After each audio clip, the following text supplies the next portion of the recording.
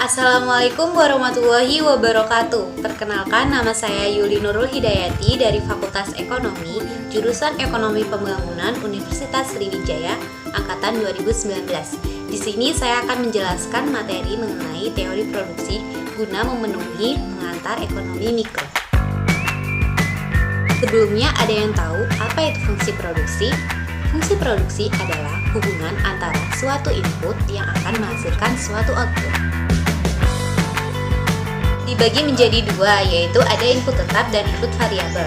Pertama ada input tetap. Input tetap adalah input atau masukan yang jumlahnya tetap dan dalam waktu yang relatif lama. Contohnya resource atau sumber daya alam yang didapatkan dengan F dan teknologi atau T. Hubungan antara suatu input dan output dapat digambarkan dengan fungsi I sama dengan F, K, L, yaitu input variabel, yaitu input atau masukan yang jumlahnya dapat berubah-ubah dalam waktu yang relatif pendek. Nah, labor L atau tenaga kerja dan kapital K atau modal, di mana output sama dengan quantity sama dengan Q sama dengan TP atau total produk. Input sama dengan kapital, labor, resource, dan teknologi. Nah, saya akan menjelaskan mengenai materi produksi dengan satu input variabel atau tenaga kerja, yang merupakan fungsi produksi yang hanya memakai satu unit input variabel dan satu unit input tetap. Pada teori ini memakai periode waktu jangka pendek. Contohnya, input variabelnya adalah tenaga kerja, jadi outputnya sama. Q sama dengan fungsi dari tenaga kerja atau labor. Ini merupakan contoh dari tabelnya. Pada tabel tersebut, input tetapnya adalah tanah dan input variabelnya yaitu tenaga kerja. Jadi, apa sih yang dimaksud dengan total produk, average product, dan marginal product? Total produk merupakan produk dari keseluruhan hasil seluruh input variabel dan input tetap. Sedangkan average product atau AP sama dengan rata-rata produk yang dihasilkan dari satu unit input produksi. Jadi, setiap satu orang tenaga kerja itu rata-rata perharinya menghasilkan berapa produk.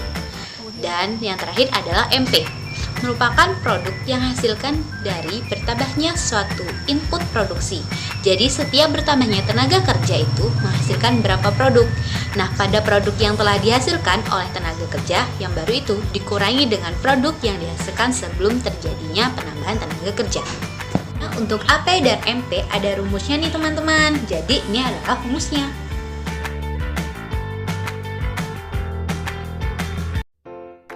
Untuk MP sendiri terdapat dua hasil yang berbeda, yaitu yang pertama ada increasing marginal product dan yang kedua ada decreasing marginal product.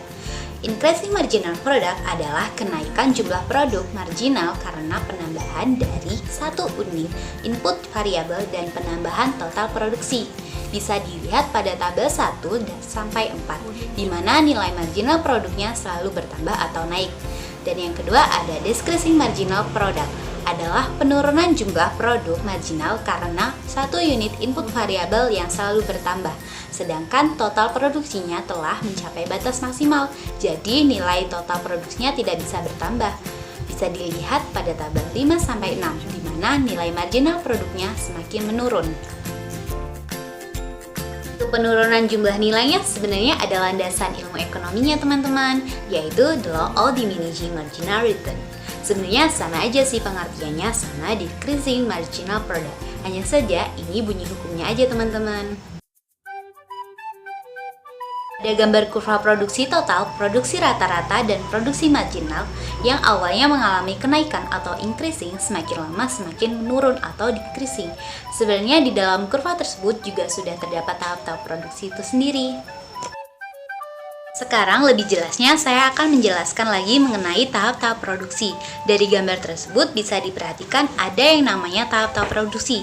Dimulai dari tahap pertama, yaitu tahap di mana total produk yang dihasilkan mengalami peningkatan dan akan terus meningkat atau increasing karena penambahan satu unit input. Kedua, yaitu tahap di mana total produk mengalami peningkatan sampai batas nilai maksimum karena penambahan satu unit produk. Selanjutnya tahap ketiga, yaitu tahap di mana total produk mengalami penurunan atau decreasing karena satu unit input variabelnya selalu bertambah, sedangkan input yang lain tetap. Untuk MP dan AP-nya sendiri, perhitungannya mengikuti TP, jadinya sangat mempengaruhi naik turunnya juga. Jadi gimana teman-teman, sudah mengerti mengenai tahap-tahap produksi? Nah sekarang saya akan memberikan contoh soal ya. Seorang petani mempunyai sebidang tanah di daerah Cipanas yang ditanami wortel. Berikut data-datanya. Dari tabel data-data di atas, tentukanlah berapa MPL-nya, berapa APL-nya, buatlah kurva TP, MPL, dan APL-nya dalam satu sumbu, dan tentukan daerah 1, 2, dan 3, daerah manakah yang paling efisien dalam melakukan produksi, dan berapa tenaga kerja yang digunakan. Maka hasilnya akan seperti tabel 1.2 tersebut. Dari tabel 1.2 kemudian diperoleh kurva dengan 3 daerah produksi seperti yang tergambar di samping. Masing-masing daerah tersebut menunjukkan keadaan ketika APL naik hingga APL maksimum daerah 1, dari APL maksimum hingga TP maksimum daerah 2, dan daerah TP yang menaruh daerah 3. Berikut ini adalah penjelasan dari daerah-daerah produksi tersebut. Penjelasannya, pada tahap 1, produksi total mengalami pertambahan semakin cepat. Tahap ini dimulai dari titik origin semakin ke satu titik pada kurva total produk di mana AP maksimum, dan pada titik ini AP sama dengan MP. Menunjukkan bahwa pada saat penggunaan input tenaga kerja atau labor masih sedikit, bila dinaikkan penggunaannya, maka produksi rata-rata atau AP naik dengan ditambahkannya input variabel. Dengan asumsi harga input tenaga kerja tetap, maka dengan naiknya produksi rata-rata akan menurun dengan ditingkatannya produksi atau output. Dalam pasar persaingan sempurna, produsen tidak akan pernah beroperasi atau berhenti berproduksi pada tahap ini, karena dengan memperbesar volume produksi, biaya produksinya per unit akan menurun. Hal ini berarti akan memperbesar keuntungan yang ia terima. Jadi, pada tahap 1 ini, efisiensi produk belum maksimal. Selanjutnya pada tahap 2, produksi total atau total product semakin lama semakin menurun. Tahap 3 ini meliputi daerah di mana MP negatif. Maka berdasarkan pada keadaan tahap 1 dan tahap 3, dapat disimpulkan bahwa efisiensi produk maksimal terjadi pada tahap 2. Yang terakhir yaitu tahap ketiga, di mana produksi total atau total product pertambahannya semakin lama semakin kecil. Tahap 2 ini dimulai dari titik AP maksimum sampai titik di mana MP sama dengan 0 atau TP maksimum, meliputi daerah di mana produksi marginal atau MP negatif. Pada tahap 3 ini, penggunaan input labor sudah terlalu banyak, sehingga TP justru akan menurun. Jika penggunaan input tenaga kerja tersebut diperbesar karena MP negatif, efisiensi produk telah melampaui batas kondisi maksimal. Audio Jungle. Selanjutnya, saya akan membahas mengenai produksi dengan 2 input variabel. Sebelumnya, kita bahas asumsinya dahulu ya. Asumsi pertama, perusahaan membeli input dan menjual output pada pasar persaingan sempurna. Yang kedua, proses produksi pada situasi jangka pendek, di mana hanya ada satu input tetap, yang mana input lainnya adalah input variabel. Dasar permasalahannya adalah bagaimana agar kita mendapatkan kombinasi yang terbaik dari 2 atau lebih input variabel agar mendapatkan optimum output. Nah, jika dirumuskan seperti ini teman-teman. Selanjutnya, sini ada contoh, yaitu suatu fungsi produksi Y sama dengan 18X1 dikurang X1 pangkat 2 ditambah 14X2 dikurang X2 pangkat 2. Apabila dikerjakan menjadi apabila X1 sama dengan 9 dan X2 sama dengan 7, maka memperoleh Y sama dengan 18 dikali 9 dikurang 9 pangkat 2 ditambah 14 dikali 7 dikurang 7 pangkat 2, maka memperoleh hasil 130. Simpulannya, ketika X1 sama dengan 9 dan X2 sama dengan 7, output maksimum tercapai Y sama dengan 130. Jika X1 lebih dari 9 dan X2 lebih dari 7, maka penambahan input justru akan menurunkan output. Audio Jungle. Isokuan adalah kurva yang menggambarkan semua kombinasi X1 dan X2 untuk menghasilkan output yang sama. kurva isoquant diturunkan dari fungsi-fungsi produksi. Sifat-sifat kurva isoquant ada dua. Yang pertama, tidak pernah berpotongan, karena setiap kombinasi input hanya dapat memproduksi satu dan hanya satu jumlah output saja. Yang kedua, berbentuk cembung terhadap titik asal atau linear, tidak mungkin berbentuk cekung, mengindikasikan tidak terjadinya efisiensi ekonomi yang optimal. Contohnya, seorang produsen ingin memproduksi produk dalam jumlah tertentu. Untuk memproduksi barang tersebut, dia menggunakan kombinasi tenaga kerja dan modal yang dibutuhkan. Tujuan untuk menghasilkan 2000 unit barang tersebut digunakan kombinasi tenaga kerja dan modal. Maka seperti ini. Dan apabila digambarkan dengan kurva, maka akan menjadi seperti ini. General Rate of Input Substitution atau MRS adalah jumlah X1 yang harus dikorbankan atau dikurangi untuk tetap mempertahankan jumlah output yang sama ketika X2 naik 1 satuan unit.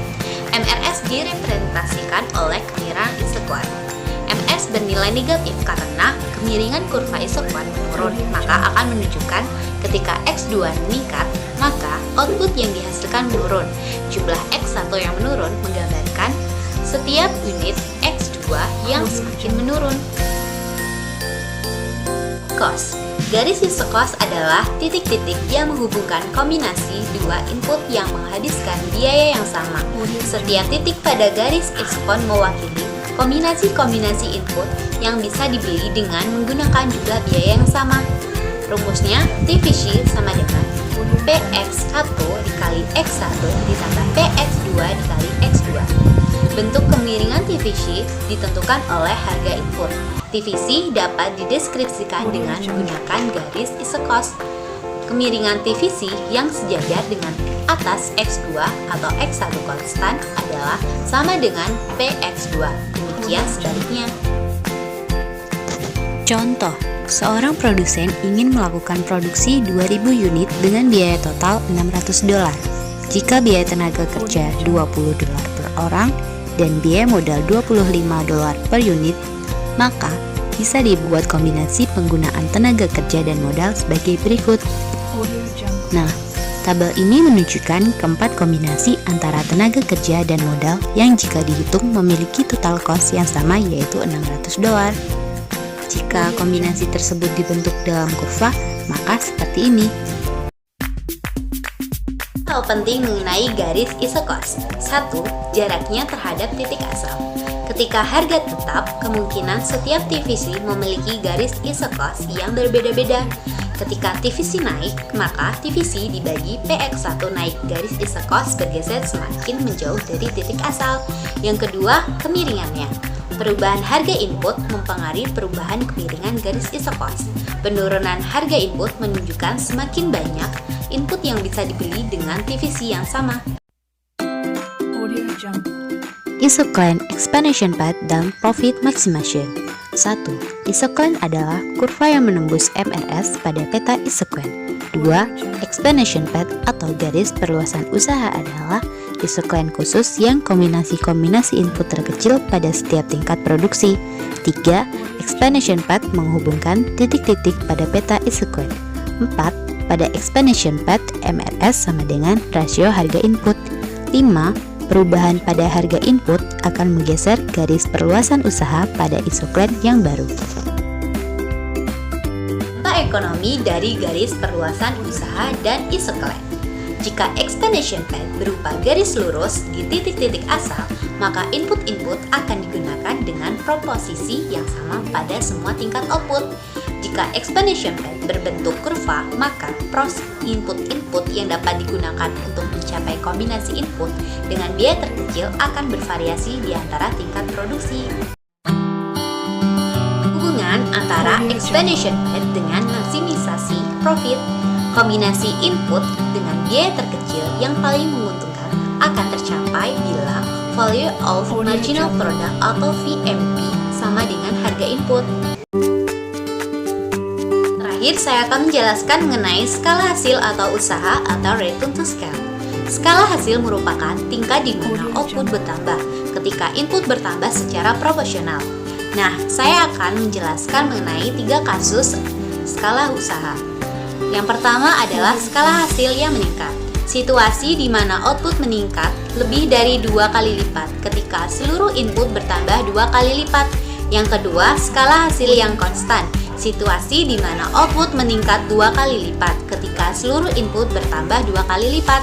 Dan yang ketiga, skala hasil yang menurun. Situasi di mana output meningkat kurang dari 2 kali lipat ketika seluruh input bertambah 2 kali lipat. Gimana teman-teman, sudah mengerti belum mengenai teori produksi? Dengan produksi dengan 1 input variabel atau tenaga kerja dan produksi dengan 2 input variabel, dan yang terakhir skala usaha atau hasil. Jadi, terima kasih sebelumnya karena telah menonton video saya. Wassalamualaikum warahmatullahi wabarakatuh.